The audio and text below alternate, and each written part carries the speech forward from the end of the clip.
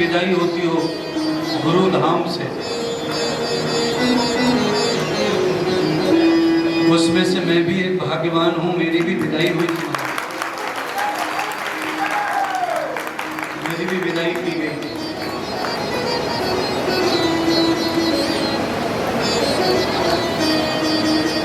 पढ़ाई हो गई, बिस्तर बांधो और जाओ, ऐसे लाखों करोड़ों आए और गए, कोई पूछता नहीं है। गुरुदेव जिनकी विदाई करें उनका भाग्य है विद्यार्थियों का। रामाशरणं रामाशरणं ये वे राम रमैया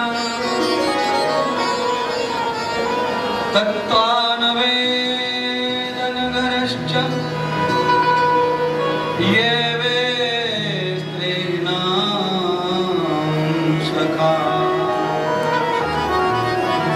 राम जी केवल पढ़ के लौटे हैं मिश्रा जी, अयोध्या में दिए जलाए गए। क्या पढ़ के आए होंगे क्या मालूम, पूरी अयोध्या ने स्वागत किया।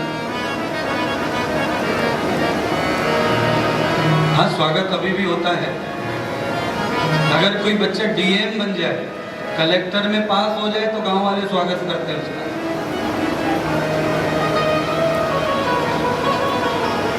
अच्छी नौकरी है, सम्मान की है, पर है तो नौकरी। राम जी किसी के नौकर वाली पढ़ाई पढ़ के नहीं आए हैं। राम क्या बन के आए हैं अब वो बताना चाहता हूँ, इसलिए स्वागत हो रहा है। कलेक्टर के लिए गांव वाले स्वागत जरूर करते हैं, पर दिए जलाते। हाँ, राम क्या बन के आए तो का भग एव भगवंत श्याम। राम भगवान बन के लौटे, लाला बन के गए थे। राम लाला थे, राम लला। और जब गुरु के घर से लौटे तो लला शब्द निकल गया, भगवान शब्द पैदा हो गया। भग एव भगवंत, जिनके पास गुरु कृपा और विद्या दान हो जाता है वो भगवान हो जाते हैं। भगवान आते जाते नहीं है, भगवान बना करते हैं। टीचर नहीं आते, टीचर बनते हैं। कलेक्टर आते नहीं है, बनते हैं। प्रधानमंत्री आते नहीं, बनते हैं।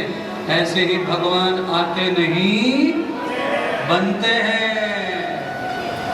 अच्छा बोलो, पत्नी आती है कि बनती है? पति, बस समझ गए।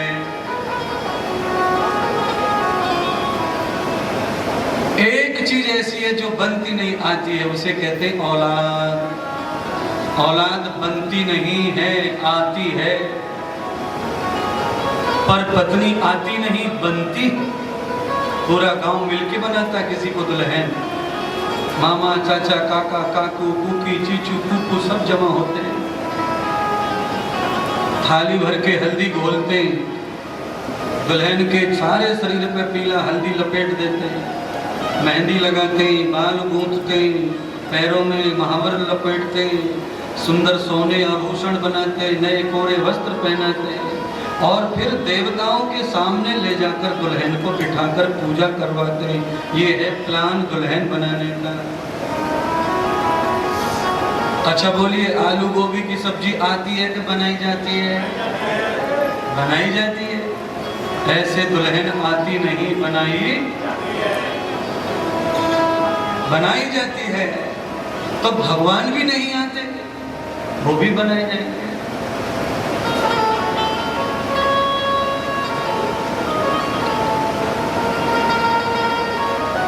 राम कथा में लिखा था, कल गाया था, भय प्रगट कृपाला दीन।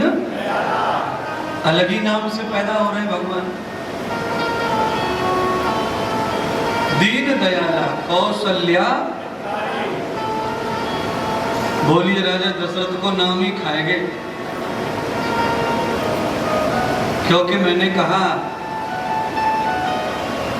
सुबह यहां बैठे थे तब कहा था, एक बच्चा आया था माँ को लेकर सुल्तानपुर से, यहाँ बैठा होगा, कथा सुन रहा होगा या तो गए होंगे। उसको बुलाकर कहा पीठ पे हाथ मार के, हमने कहा पिता का कभी कभी सेवा में कुछ गलती हो जाए अलग बात है, पर माँ की सेवा में गलती नहीं होनी। कौशल्या हितकारी,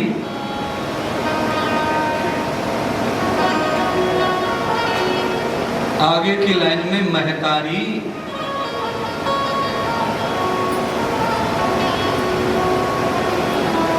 कौशलेंद्र आज भगवान बन के आए। मैं आपको सच बता रहा हूं,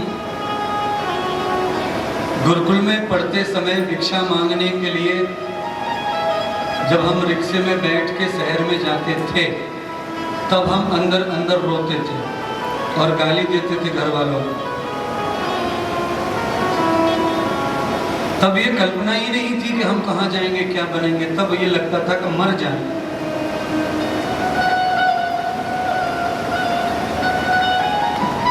और इकट्ठे होके 4-5 बच्चे भी रोते थे, इकट्ठे होके सलाह बनाते थे कि भाग चलो और घर नहीं जाएंगे, कहीं चले जाएंगे, पर ये नहीं हमसे होगा। पर बाद में धीरे धीरे जब समझदारी बढ़ती गई, मंत्र वेद व्याकरण अंदर घुसता गया, तब समझ में आया कि ये भिक्षा का महत्व क्या है। विद्यार्थी काल में भिक्षा का भोजन कराने का नियम है। तब गुरुदेव ने समझाया कि जो विद्यार्थी वेद शास्त्र पढ़ते समय भिक्षा का भोजन करते हैं, उनकी इच्छा मर जाती है तो ही वो भगवान बन पाते हैं। जिनकी इच्छा नहीं मरती वो विद्यार्थी बन पाते हैं। आजकल अयोध्या में चले जाओ, वृंदावन में चले जाओ, वृंदावन में 20,000 विद्यार्थी पढ़ रहे हैं इस समय, पर एक की भी इच्छा नहीं मर रही है, तो विद्यार्थी भी नहीं बन रहे। बड़े बड़े मोबाइल लेके घूम रहे हैं, इधर से उधर, कुछ हाथ नहीं लग रहा है। महर्षि मनु लिखते हैं, सुखार्थी नाम कुतो विद्या, विद्यार्थी नाम कुतो सुखम। विद्या जिनको चाहिए उनको अपने सुखों को मारना ही पड़ेगा, और जिन विद्यार्थियों को सुविधा और सुख चाहिए उनको विद्या का सुख मिलने वाला नहीं है।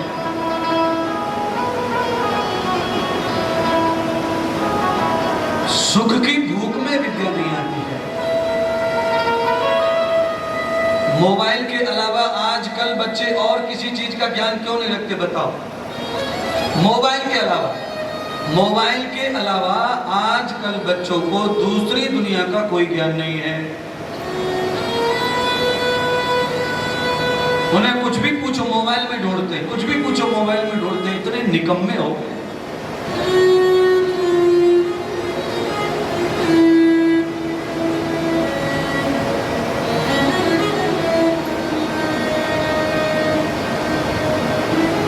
मोबाइल अचानक खराब हो जाए तो सारा डाटा खत्म हो जाता है। इसीलिए कितने लोग मर गए, लिखने वाले मर गए, पढ़ने वाले मर गए, पर आज तक किताबों का डाटा कभी खत्म हुआ नहीं है। यानी कही और सुनी, ये दोनों बात सच्ची हो के भी झूठी हो सकती है, पर लिखी बात का प्रमाण होता है।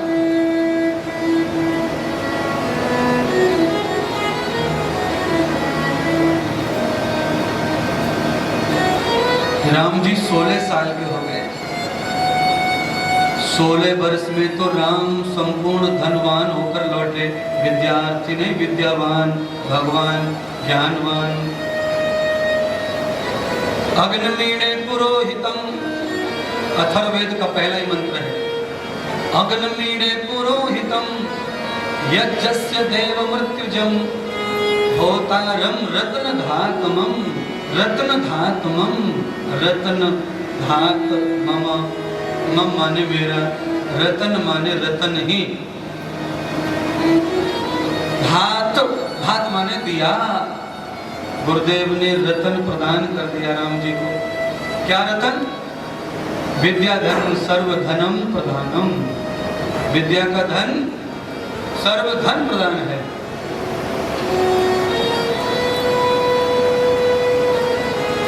अयोध्या के विधायक जी कानपुर साइड में निकल जाए तो कोई पूछवे वारो। और अयोध्या के पंडित जी कर्नाटका में चले जाए तो बहु पैर छुएंगे डट के। विद्या सर्वत्र पूज्यते ये वे महामहिम, ये वे महामहिमं न वेदो न स्थातित यावत् पूजिताम्। राजा अपनी राजधानी में पूजता है और विद्यावान व्यक्ति सर्वत्र पूजता है, इसलिए विद्या धनम सर्वधनम प्रधानम। वेशभूषा की भी पूजा है, पर कितने दिन? 4 दिन की चांदनी और फिर अंधेरी। काल नेमी को उठा उठा के मारा हनुमान जी ने, पटक पटक के मारा। जब तक वेशभूषा में देखा तब तक हनुमान जी ने सब सम्मान किया। घर भी गए काल नेमी के, कोटे पे बैठे पानी भी पिया, सब चीज की। पर काल नेमी का जब निकला कि ये तो अज्ञान का पिटारा है, तो हनुमान जी ने धुनाई की धुनाई। तो भैया वेशभूषा की दुकान 4 दिन से ज्यादा चल रही वाली।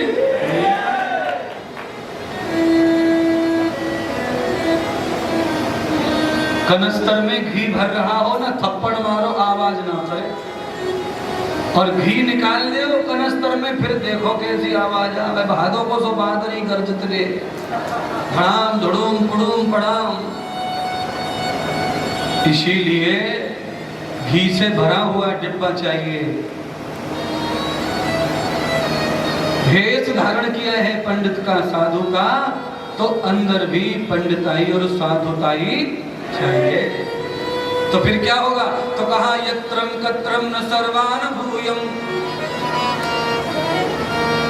हमेशा ही पूछते रहेंगे मिश्रा जी, रामदयाल जी, अगर अंदर माल है तो हमेशा पूजा होती। हाँ, अच्छा तरबूजा जब तक काटा नहीं तब तक कितनो प्यारो लगे, और तरबूजे में जैसे ही मारो चाकू, 2 टुकड़े किए और अंदर से तरबूजा सफेद रंग का निकला, तो सबन के मुंह उतर जामे और माथे पे सरवट साइड में रख दे फाड़ के, इधर को रख जा सोच के छोरा, तेरा कोई काम ना। फिर दूसरे पे धावा, दूसरा कांटा लाल निकला, फर फर फर, लो बेटा, ले बुआ, ले चाची, सबने ने बांट दियो। और वो सफेद कलर को कब से फटो तरस रो है कि कोई खावे, पर सिवाय भैंस के कोई खाने वालो नहीं। उठा के भैंस को पटक दियो। इसीलिए जैसा दिख रहा लालच बाहर से, वैसा अंदर से भी निकल जाए तो फिर फटाफट माल बटू। और जो माल बट गया वो खत्म होता दिखता है, पर फिर वो कभी खत्म होता नहीं है। तरबूजा खत्म हो गया थाली में से, सारी फांके बट गई, खत्म, पर हजम पेट में गया, जीभा पर गया, ब्रह्मांड ने चख लिया उसको। इसी जीभ पर ब्रह्मांड दिखाया था गोविंद ने। जीभ पर जो अन्न गया ब्रह्मांड खा गया उसको, और शरीर में प्रवेश होते ही खरबूजा तरबूजा अंदर गया। ऐसे परमात्मा ने मशीन लगाई है कि सारे शरीर के जंतुओं में प्रवेश हो गया खरबूजा तरबूजा। अब जब तक तुम हो तब तक तरबूजा मरने वाला नहीं है। बांटने से हर चीज बढ़ती है।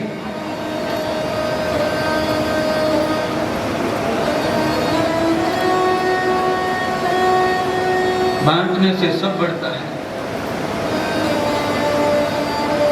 मत बांटो, खत्म हो जाएगा धीरे धीरे, हिंसक हो जाएगा धन, लालची हो जाएगा धन। जिनको बांटने की आदत होती है उनका धन बढ़ता तो है ही, पर ताजा रहता है, फ्रेश, नया होता रहता है, प्रकट होता रहता है।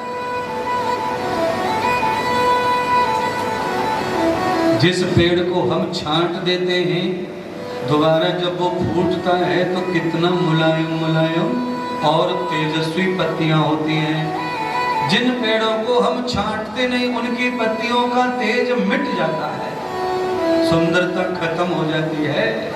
इसीलिए हमको समय समय पर कटिंग छटिंग करते रहना चाहिए है?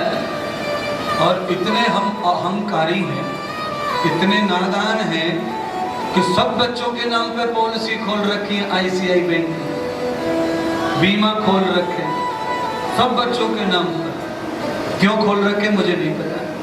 ये बीमा खोलने वाले जितने भी लोग होते हैं वो अपने और अपने भगवान पर भरोसा नहीं करने वाले लोग होते हैं, और ये बताना चाहते हैं कि हम बड़े विद्वान और बुद्धिमान हैं, मर जाए तो कल मर जाए, पर बच्चों का इंतजाम करके जा रहे हैं।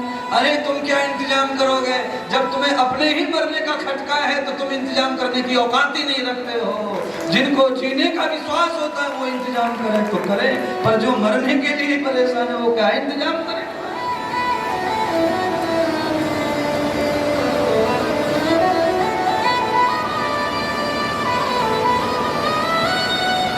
राम जी को देखकर दशरथ इतने आनंदित हैं कि राम समा गए दशरथ नंदन। दशरथ जी के रोम रोम में राम जी के प्रति दशरथ जी का इतना अनुराग हो गया कि एक क्षण भी दशरथ राजा राम जी से दूर नहीं हो पा रहे हो।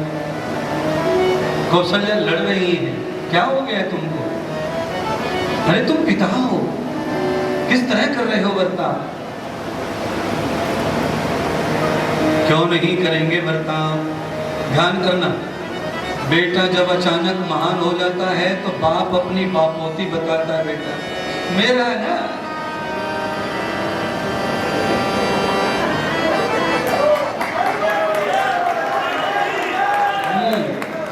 सुनो, और ऐसो ही निकल जाए बस इसकी वजह से हुआ, सब इसकी वजह से। इसकी माँ ने सब बिगाड़ के धर दिया, माँ ने बिगाड़ दिया। ये हाल है। यशवान के प्रति बाप का अधिकार बढ़ता है और गिरते के हुए माँ के अधिकार बढ़ते, गिरते हुए के, क्योंकि गिरते को संभालने का काम माँ ही कर सकती है, बाप से ना होगा कुछ भी।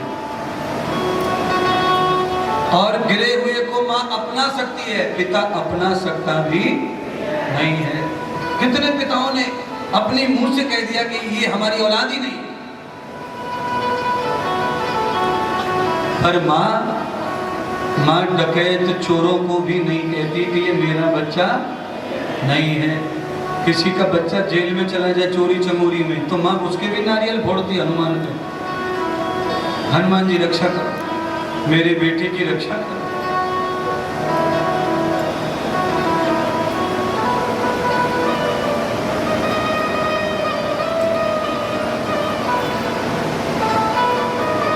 कौशल्या ज्ञानी थी, इसीलिए तो भगवान भगवान बन पाए। त्यागी थी। जिस माँ ने अपने बच्चे को त्याग पूर्वक पालन किया उसका बच्चा भगवान बन सकता है। जो लालच पूर्वक पालन करती है वो नौकरी भौकरी चाकरी यहाँ तक बनेगा, आगे बनने वाला नहीं है। इंजीनियर बन सकता है, डॉक्टर बन सकता है, कलेक्टर बन सकता है,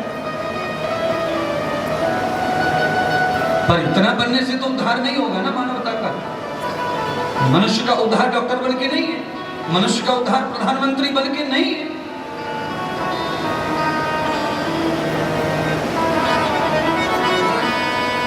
राम जी ने शरीर का त्याग किया तो स्वरूप नहीं बदला, और अटल बिहारी जी ने शरीर का त्याग किया तो स्वरूप बदला। शरीर का ऐसा शरीर हो गया था कि देखा भी जाता नहीं था। तो प्रधानमंत्री बन के कल्याण नहीं होता। कल्याण कब होगा?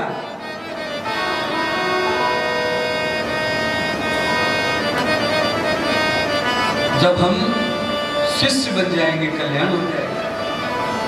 नस्त सीखम न सिख बदितो न पुण्यम। जिसने सपने में भी गुरु आज्ञा का अवहेलना ना की हो उसका कल्याण ही होगा, और स्वरूप कभी नहीं मिलेगा, कभी नहीं।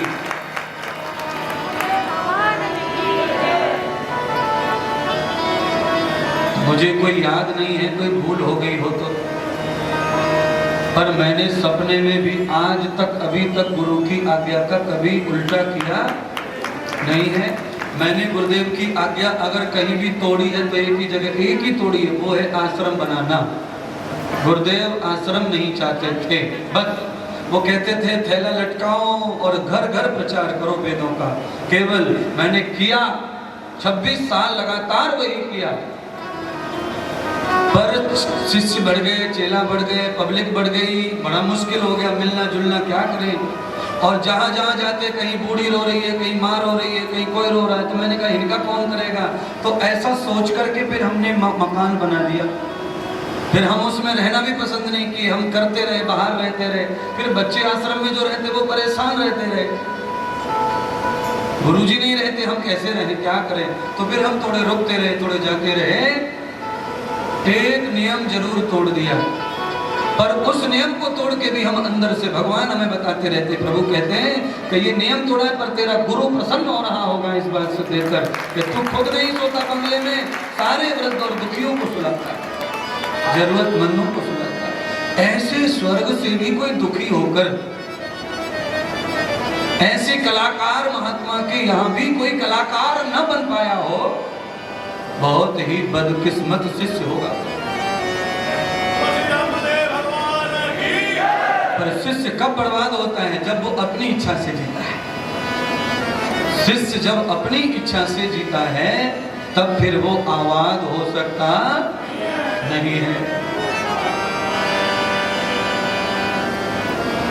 राम जी ने भजन भी गुरु आज्ञा से किया, जितनी बार जाते उतनी बार गुरु से अनुमति लेते, गुरुदेव मंत्र जाप करना है, आज्ञा दीजिए।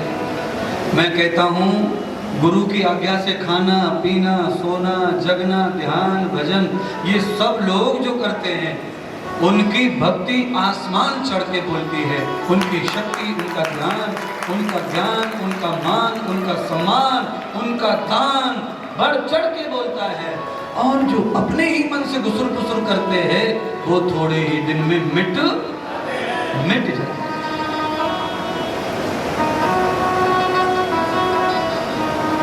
अरे अज्ञानियों में आके ज्ञानी कैसे हो सकते भाई? पूरा का पूरा घर अनपढ़ों का, और हम वहां पे बड़े महात्मा बनने की कोशिश करेंगे तो हो नहीं सकता। अगर घर में महात्मा बन जाते, घर में अगर कलेक्टर बन जाते तो स्कूल जाने की जरूरत नहीं पड़ती।